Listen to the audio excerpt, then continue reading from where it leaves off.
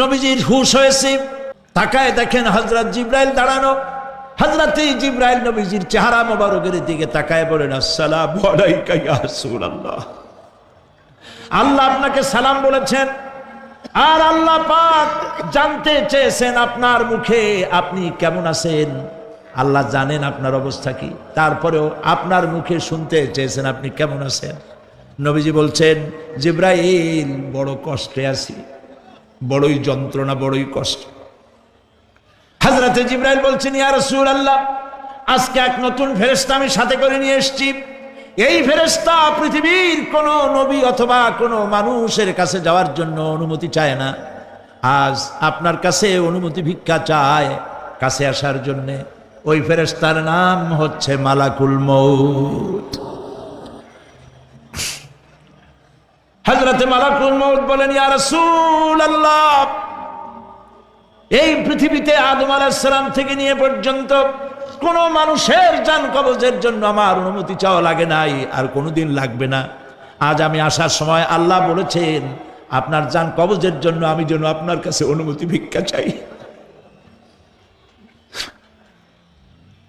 নবীজি বলছেন, আমি যদি অনুমতি না দেই তো কি হবে?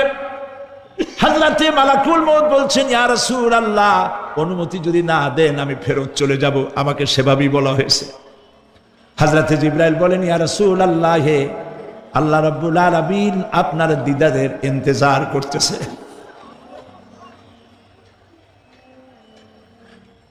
নবীজি বলছেন, মালাকুল মউত, তুমি জান কবজের কাজ শুরু করো।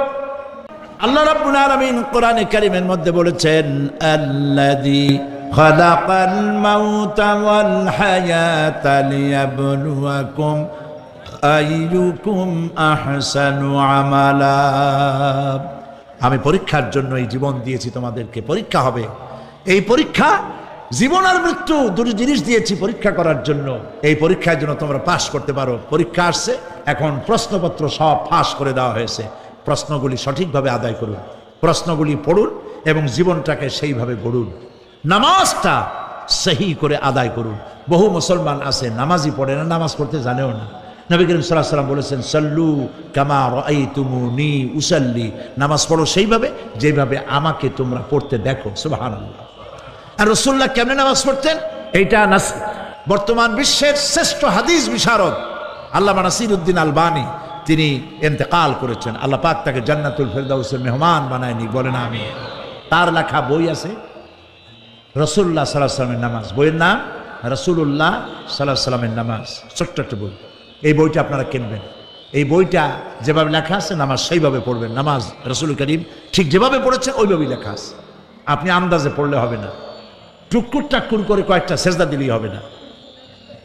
তা দিলে আর কান, একটা সেজদা থেকে আরেকটা সেজদার মাঝখানে সময় দিতে হবে, রুকু থেকে দাঁড়ায় সময় দিতে হবে, ধীরে ধীরে নামাজ পড়তে হবে। অথচ আমরা নামাজ পড়ি সব থেকে ব্যস্ততার সাথে, দ্রুত, রকেট সার্ভিস। কোরআন শরীফের ভিতরে নামাজের গুরুত্ব সর্বাধিক দেওয়া হয়েছে। নামাজের কথা কয়বার বলা হয়েছে? ৮২ বার। ৮২ বার আল্লাহ পাক বলেছেন নামাজ আদায় করো, ৮২ বার বলেছেন। আর নবীজি বলেছেন, লা দীনা লিমান লা সালাতা লাহু, যার কাছে নামাজ নাই তার কাছে দিন বলে কোনো জিনিস নাই। মান তারাকা সালাতান মুতাআম্মিদান ফাকাদ কাফারা, ইচ্ছে করে যে ব্যক্তি নামাজ ছেড়ে দিল কাফের হয়ে গেল, বলেন নাউজুবিল্লাহ।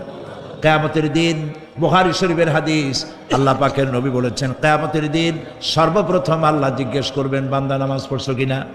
প্রথম প্রশ্ন কি বলেন? প্রথম প্রশ্ন কি? যার নামাজ কবুল তার সমস্ত নেক আমল মঞ্জুর, যার নামাজ কবুল হবে না কোনোটাই মঞ্জুর হবে না। কথা বুঝতে পেরেছেন? নামাজ সঠিকভাবে আদায় করতে হবে। নবী করিম সাল্লাল্লাহু আলাইহি সাল্লাম ইন্তেকালের ৫ দিন আগে থেকে জ্বরাক্রান্ত হলেন, রোগাক্রান্ত হলেন, জ্বরে আর মাথার যন্ত্রণায় অস্থির হয়ে যেতে লাগলেন। বেহুশ হন, আবার হুশ হন। যেদিন তিনি ইন্তেকাল করবেন তার আগের দিনেও তিনি জোহরের নামাজ পড়ার জন্য সাহাবীদের কাঁধের উপরে ভর দিয়ে নামাজ পড়তে গেছেন। পা উঁচু করে নিতে পারেন নাই, পা টেনে টেনে নিয়েছেন।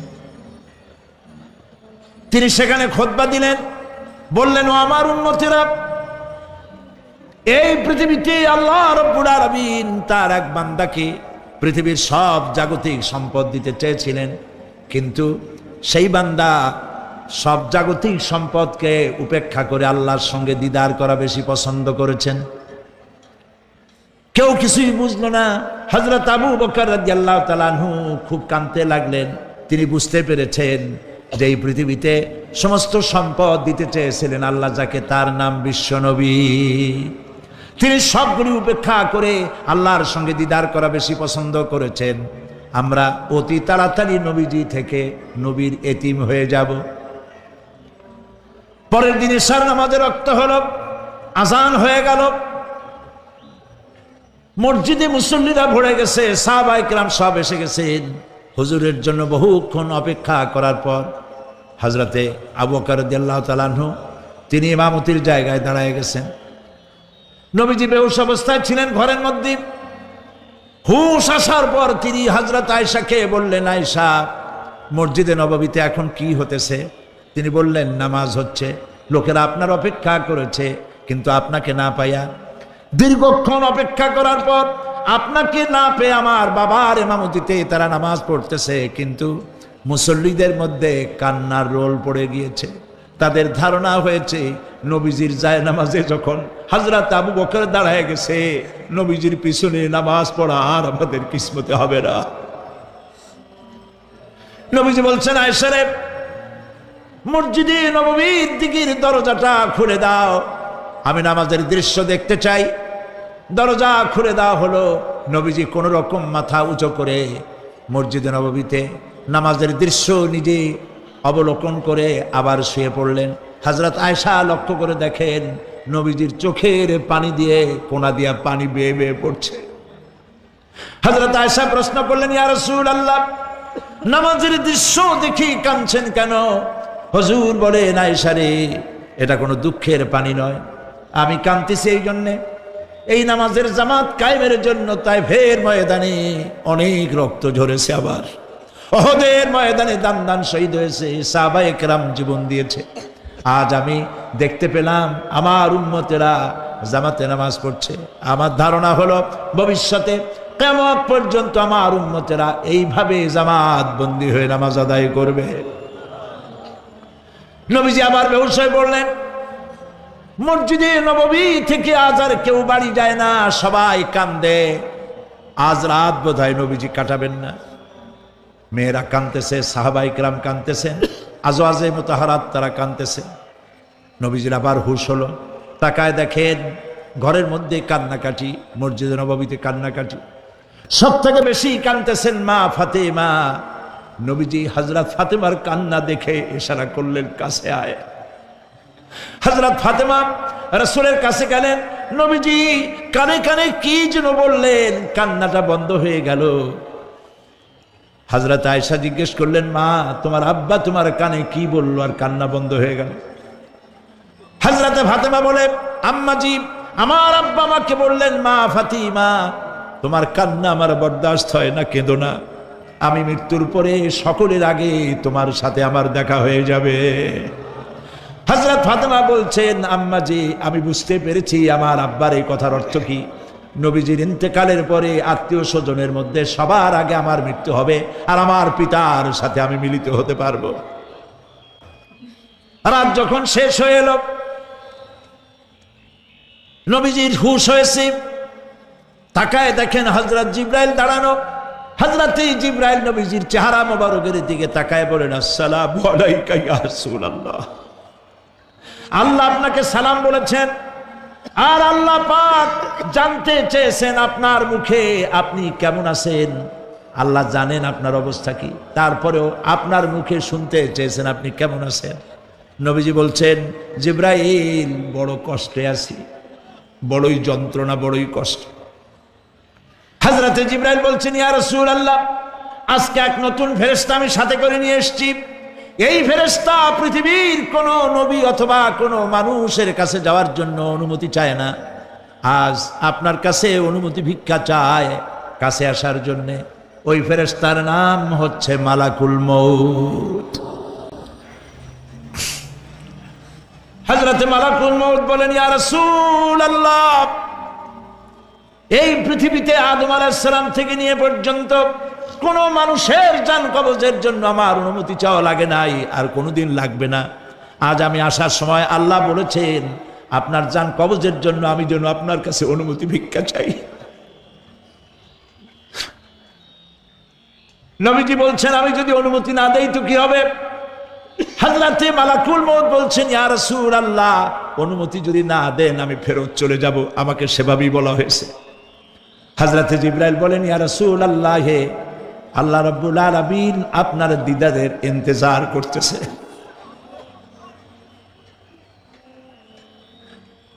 নবীজি বলছেন, মালাকুল মউত, তুমি জান কবজের কাজ শুরু করো। মালাকুল মউত যখন কাছে এসেছে, রাসূল জিজ্ঞেস করলেন, আয়েশা, ঘরে যে কয়েক টুকরা স্বর্ণ ছিল সেগুলোর কি অবস্থা? ছোট ছোট 6 টুকরা স্বর্ণ ছিল। হযরত আয়েশা বলছেন, হুজুর আমি এগুলো রেখে দিছি। হুজুর বলছেন, না, রাখতে পারবে না, আমার ইন্তেকালের আগে খয়রাত করে দাও। মুহাম্মদ সাল্লাল্লাহু আলাইহি ওয়াসাল্লাম আল্লাহর কাছে অবস্থায় উঠবে না যে তার ঘরের ভিতরে সোনা ছিল। দিয়ে দাও, খয়রাত করে দিয়ে দাও। হযরতে মালাকুল মউত রাসূলের জান কবজ শুরু করে দিলেন। রাসূলুল্লাহ জীবনের শেষ কথা বললেন, আসসালাত আসসালাত ওয়া মা মালাকাত আইমানুকুম। আমার উম্মতেরা বিদায় লগ্নে বলে গেলাম, নামাজ নামাজ নামাজ ছেড়ে দিও না।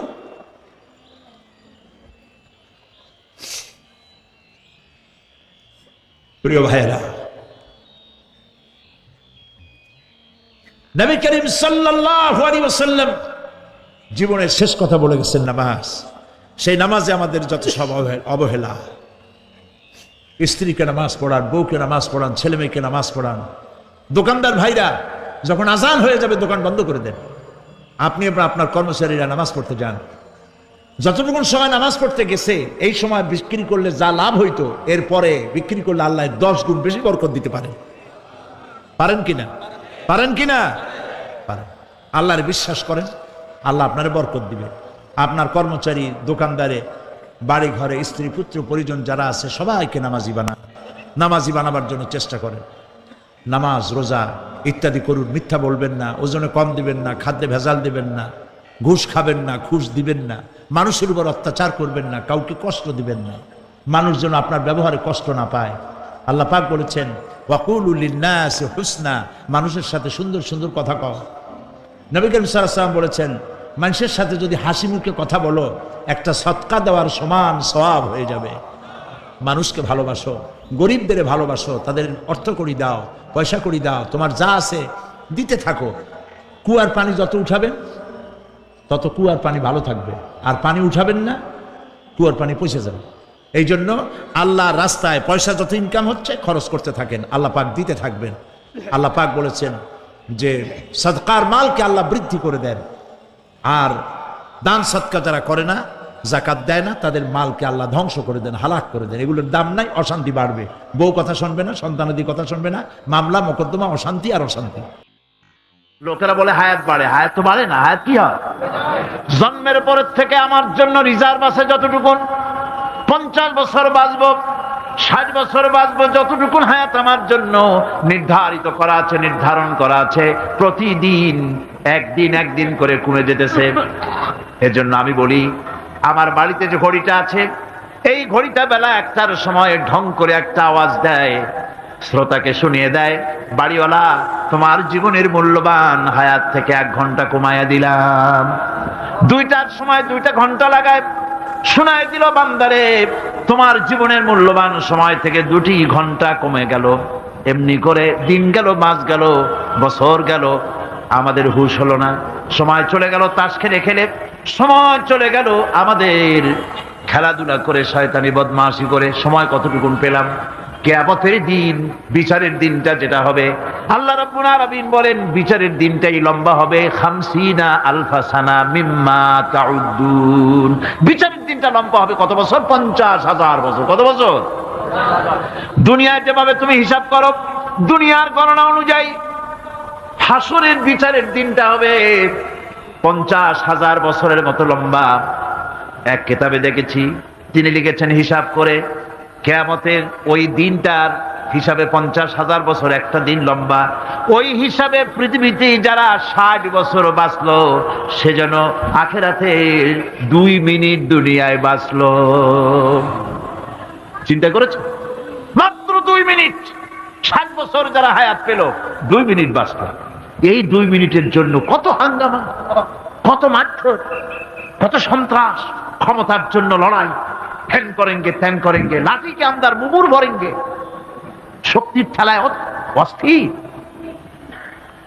আমার বন্ধুগণ, সময় চলে যাচ্ছে, স্রোতের মতো করে কারোর জন্য সময় অপেক্ষা করতেছে না।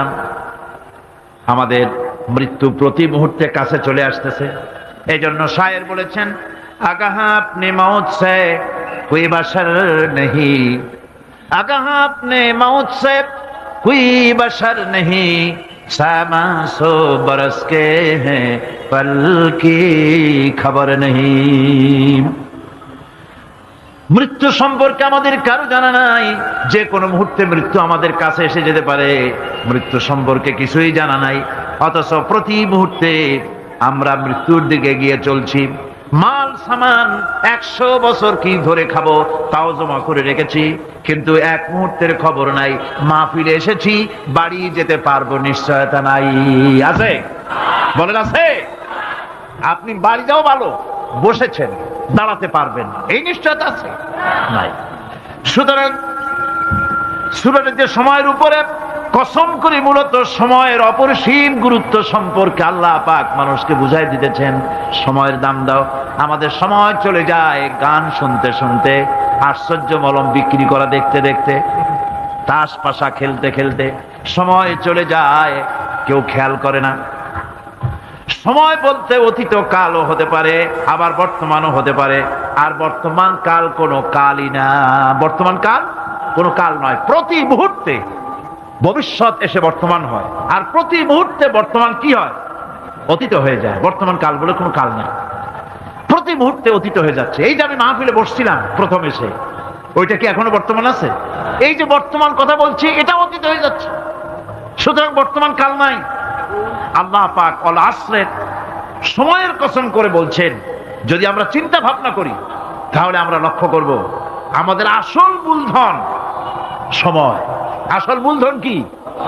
জীবনের আসল মূলধন কি? সময়। ইমাম রাজি রহমতুল্লাহ আলাইহি এই পর্যায়ে এক বুজুর্গের ব্যক্তির কথা তিনি আলোচনা করেছেন। তিনি বলেছেন যে একটা লোক, তিনি সূরা আল আসর এর ব্যাখ্যা তিনি বুঝতেছিলেন না। ব্যাখ্যাটা এই মাথার মধ্যে ঘুরপাক খাচ্ছিল, এর ব্যাখ্যা কি? একবার তিনি বাজারে ঢুকলেন, তারপরে তিনি শুনতে পেলেন বাজারের এক প্রান্ত থেকে একজন চিল্লায় বলতেছে, সেই ব্যক্তির উপরে রহম করো যার পুঁজি গলে যায়, সেই ব্যক্তির উপরে রহম করো যার পুঁজি গলে যায়। উনি চিন্তা করলেন পুঁজি এবার গলে কেমন? উনি দৌড়ে গেলেন, যায় দেখেন যে যে ব্যাটা চিল্লাচ্ছে সে হচ্ছে বরফ বিক্রেতা। কি বিক্রেতা? বরফ। বরফ আইস। এখন এই বরফ বিক্রেতা সে চিল্লায় বলতেছে, সেই ব্যক্তির পরে রহম করো যার পুঁজি কি গলে যায়। সূর্যের তাপ বাড়তেছে আর বরফ গলে যাচ্ছে। সে বুঝাতে চাচ্ছে যে আমার এই বরফটা জমাট থাকা অবস্থায় তোমরা কেউ কেনো, যেহেতু আমার পুঁজিতে এর মধ্যে আমি ইনভেস্ট করেছি। এটা যদি পানি হয়ে যায় তো পানি তো কেউ কিনবে না, এটা তো যেখানে সেখানে পাওয়া যায়। বরফ পাওয়া যায় না বলেই তো আমি বরফ কিনে আনছি। তোমরা আমার প্রতি দয়া করো, তাড়াতাড়ি করে বরফটা কিনে নিয়ে যাও। ইমাম রাজি রহমতুল্লাহ আলাইহি বলেন, বুজুর্গ ব্যক্তি চিৎকার মেরে বললেন, আল্লাহু আকবার, আমি কিন্তু এই বরফ বিক্রেতার ঘোষণার মধ্য দিয়ে সূরা আল আসরের তাফসীর আমি বুঝে ফেলেছি।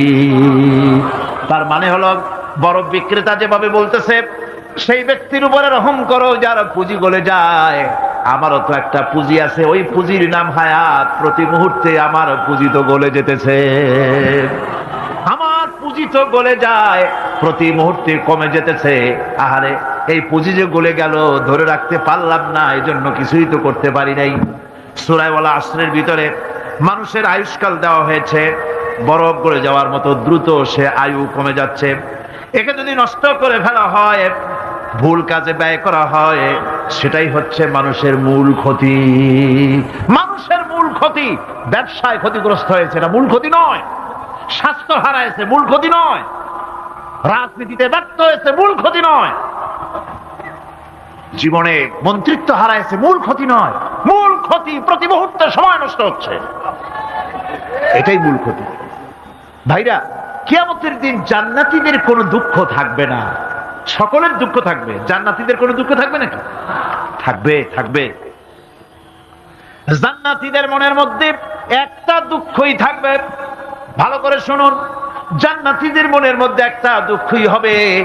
তারা মনে মনে চিন্তা করবেন, আফসোস করবেন, আহারে যদি দুনিয়ায় বসে অমুক সময় বাসে বসেছিলাম, আজে বাজে চিন্তা করেছি, বাড়ির ড্রয়িং রুমে একা একা বসে বসে আজে বাজে চিন্তা করেছি, অমুক অমুক সময় খেলাধুলায় কাটাইছি, এই সময়গুলিতে যদি সুবহানাল্লাহ, আলহামদুলিল্লাহ, লা ইলাহা ইল্লাল্লাহ, আল্লাহু আকবার, এই তাসবিহ যদি পড়তাম, জিকির আজগার করতাম, জান্নাতের ভিতরে আরো নিয়ামত লাভ করতে পারতাম। সময়টা তো কাজে লাগাইলাম না। মানুষের শর্ত, মুমিনের সব কাজে সওয়াব। ওয়াকুলু লিন্নাসি হুসনা, মানুষের সঙ্গে ভালো ভালো কথা কও, মানুষের সঙ্গে হাসি মুখে কথা কও। একজনের সাথে হাসি মুখে কথা বললেন, আপনার একটা সদকা দেওয়ার মতো সমান সব আমলনামায় লেখা হয়ে গেল। ভালো ভালো কাম করো। বন্ধুগণ, সময় দ্রুত গতিতে চলে যাচ্ছে, মানুষের জীবন ক্ষতিগ্রস্ত হচ্ছে। ক্ষতি থেকে বাঁচতে পারবে চারটা গুণ যার মধ্যে আছে, বাকি সব ক্ষতিগ্রস্ত হয়ে যাবে। আমার ভাইয়েরা, এই কথাগুলি বলে আল্লাহ পাক যেন এরকম একটা দৃষ্টান্ত দিলেন। আপনি যদি পরীক্ষার হলে গিয়া দেখেন, ছাত্ররা পরীক্ষা দিতেছে, পরীক্ষার জন্য নির্ধারিত সময় কতটুকুন? 3 ঘন্টা। 3 ঘন্টা, 3 ঘন্টা। আপনি গিয়ে দেখলেন কোন একজন পরীক্ষার্থী পরীক্ষা দিতে গিয়ে আর একদিকে তাকায় আছে, আকাশের তারা গুনতেছে, অথবা সে গল্প করতেছে, অথবা পরীক্ষা বাদ দিয়ে আজে বাজে কিছু লিখতেছে।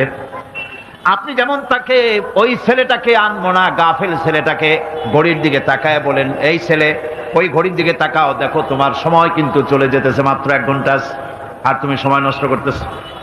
আল্লাহ যেন স্নেহ পরবশে তাম পৃথিবীর গোলামদেরকে, বান্দাদেরকে আঙ্গুল নির্দেশনা দিয়ে বলছেন, বান্দারা প্রতি মুহূর্তে তোর জীবনের মূল্যবান সময় চলে যেতেছে, প্রতি মুহূর্তে সময় যাচ্ছে।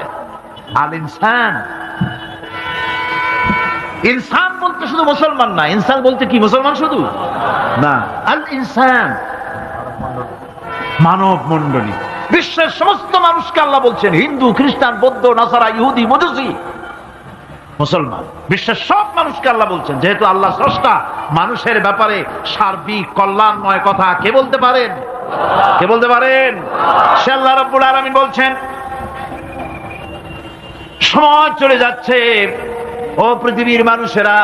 এই মানুষ বলতে আল্লাহ রাব্বুল আলামিন কোন ব্যক্তি, কোন গোষ্ঠী, কোন জাতিকে বলেন নাই, বলেছেন সমগ্র মানবতাকে। এর অর্থ হচ্ছে সূরাটিতে উল্লেখ্য 4টি গুণ যদি আমল করতে পারে লোকেরা, যেই ব্যক্তি করবে, যেই সমাজ করবে, যেই রাষ্ট্র করবে, যেই গোষ্ঠী করবে, যেই জাতি করবে, তারাই ক্ষতি থেকে বেঁচে যাবে। আর যারা করবে না, তারা ক্ষতিগ্রস্ত হবে। কি হবে বলুন? এখন আল্লাহ পাকের কথা শুনুন। আল্লাহ পাক বলছেন, ওয়াল আসরি ইন্নাল ইনসানা লাফি খুসর। খুসরিন, এই যে খুসর, খাসারা, এই শব্দটা হচ্ছে আবিধানিক অর্থে ক্ষতি হচ্ছে লাভের বিপরীত। লাভের বিপরীত কি? ক্ষতি। নাফা, এই নাফার বিপরীত কি? নোকসান। খাসারাটা কি? নোকসান বলা হয় পুঁজি 50,000 খাটাইছিলাম, লাভ করতে পারি নাই, পুঁজি ঠিক আছে, এটাকে বলা হয় নোকসান। এটাকে কি বলা হয়? নোকসান। কিন্তু আমি পুঁজি খাটিয়েছিলাম 50,000 টাকা, লাভ তো হয়ই নাই, পুঁজিও চলে গেছে, আমও গেছে, ছালাও গেছে, আমও নাই, ছালাও নাই। এইটারে আরবিতে কি বলা হয়? খাসার। দেউলিয়া।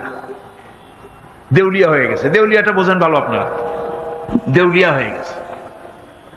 কোরআন লাভ বা সাফল্যের ধারণা যেমন নিছক পার্থিব নয়, সমৃদ্ধির কথা শুধু পার্থিব নয়, জন্ম থেকে শুরু করে মৃত্যু পর্যন্ত। কোরআনের লাভের কথা যখন বলা হয় তখন জন্ম থেকে মৃত্যু পর্যন্ত, আখিরাত পর্যন্ত, কিয়ামত পর্যন্ত। ক্ষতিটাও জন্ম থেকে শুরু করে মৃত্যু পর্যন্ত, কিয়ামত পর্যন্ত ক্ষতিটাও। এই ক্ষতি থেকে বাঁচাবার জন্য কোরআনে কারিমে বিভিন্ন জায়গায় এই খাসারা শব্দ ব্যবহার করা হয়েছে। আল্লাহ রাব্বুল আলামিন বলছেন, ওয়ামান খাফফাত মাওয়াজিনুহু ফাউলাইকাল্লাযীনা খাসিরু আনফুসাহুম বিমা কানু বিআয়াতিনা ইয়াযলিমুন। যাদের পাল্লা ভারী হবে কিয়ামতে তারাই হবে সফলকাম, আর যাদের পাল্লা হালকা হবে, নেকির পাল্লা যাদের হালকা হবে তারা হবে ক্ষতিগ্রস্ত। তারা নিজেদের ক্ষতি নিজেরাই ক্ষতি সাধনকারী হবে কিয়ামতের দিন। কাজে মানুষের জীবনের সমুদয় কার্যাবলীর ভালো অংশ যদি খারাপ অংশের উপরে বিজয়ী হয়, তারপরে খারাপ অংশ পাওনাদারদের দিয়ে টিয়া, এরপরে যদি নেকি কিছু বাকি থাকে, তাহলে বোঝা গেল লোকটা কিয়ামতে নাজাত পাবে। আর যদি ভালো কাজের উপরে খারাপ কাজ বিজয়ী হয়ে যায় আর সমস্ত পাওনাদারদেরকে পাওনা মিটাইয়া তারপরেও পাপ বাকি থেকে যায়, এক চাইতে খাসারা পৃথিবীতে আকাশে জমিনে কিছু আর হবে না। এর থেকে বাঁচার জন্য আল্লাহ পাক, এই খাসারা থেকে বাঁচার জন্যই মানুষকে এই কথা বলছে। এই কথাটি কোরআনে কারিমের অন্য একটি আয়াতে আরো সুন্দর করে বলা হয়েছে। যারা নাকি এই দুনিয়ার বুকে যারা নিজেদের পুঁজি খাটাইছে, জীবনের পুঁজি সুদ কামাইতে খাটালো, জীবনের পুঁজি খাটালো হারাম কামাইয়ের ভিতরে, অন্যায় কাজের ভিতরে, যারা জীবনের পুঁজিকে আল্লাহর দ্বীনের কাজে লাগাতে পারে নাই, তাদের সম্পর্কে বলা হচ্ছে খাসিরাদ দুনিয়া ওয়াল আখিরাত যালিকা হুয়াল খুসরানুল মুবিন। খাসিরাদ দুনিয়া ওয়াল আখিরাত, দুনিয়াও ক্ষতিগ্রস্ত, আখিরাতেও ক্ষতিগ্রস্ত। এটা হচ্ছে তার জন্য সুস্পষ্ট ক্ষতি, এর থেকে বড় ক্ষতি আর কিছুই হতে পারে না। আল্লাহ পাক কোরআনে কারীম অন্যত্র বলেছেন, ওয়ানুনাজ্জিলু মিনাল কুরআনি মা হুয়া শিফাউন ওয়া রাহমাতুন লিল মুমিনিন ওয়া লা ইয়াজিদু যালিমিনা ইল্লা খাসারা। আমি এই কোরআন অবতরণের পরিক্রমায় এমন সব বিষয় অবতীর্ণ করেছি যা মুমিনদের জন্য নিরাময় এবং তাদের জন্য রহমত, আর জালিমদের জন্য ক্ষতি ছাড়া আর কিছুই বৃদ্ধি পায় না। জালিমদের জন্য ক্ষতি বৃদ্ধি পায়, আর যারা মুমিন তাদের জন্য এর মধ্যে নিরাময় আছে, এর মধ্যে রহমত আছে। অর্থাৎ যারা এই কোরআনকে যারা নিজেদের আইনের কিতাব হিসেবে গ্রহণ করেছে, কোরআনকে তাবিজের কিতাব হিসাবে নয়, ধর্মীয় কিতাব হিসাবে নয়, কোরআন সংবিধান। কোরআন কি? কোরআনকে যারা সংবিধান হিসাবে মেনে নিয়েছে, কোরআনকে যারা সংবিধান হিসাবে গ্রহণ করলো ব্যক্তি, পরিবার, সমাজ, রাষ্ট্রে, তাদের যাবতীয় মানসিক, বুদ্ধিবৃত্তিক, নৈতিক, তামাদ্দুনিক রোগের নিরাময় হবে, এর দ্বারা শান্তি হবে। কিন্তু যেসব জালিম এই কোরআনকে প্রত্যাখ্যান করেছি, কোরআনকে যারা মৌলবাদীদের কিতাব বলে, কোরআনের কথা বললে মৌলবাদ বলে গাল দেয়, তারা তাদের কপালকে পোড়াইয়া ছাই বানাইয়া দিছে, তাদের কপাল ভস্মীভূত করে দিয়েছে। আমার দেশে, এই দেশটা কি মুসলমান বেশি না অন্য জাতি বেশি? কোন জোরে কোন? মুসলমান সবচেয়ে। খুব লক্ষ্য করে শোনেন, এই দেশে সবচেয়ে মুসলমান বেশি, ইন্দোনেশিয়ার পরে। পৃথিবীর দ্বিতীয় বৃহত্তম মুসলিম দেশ হলো কোনটা? বাংলাদেশ।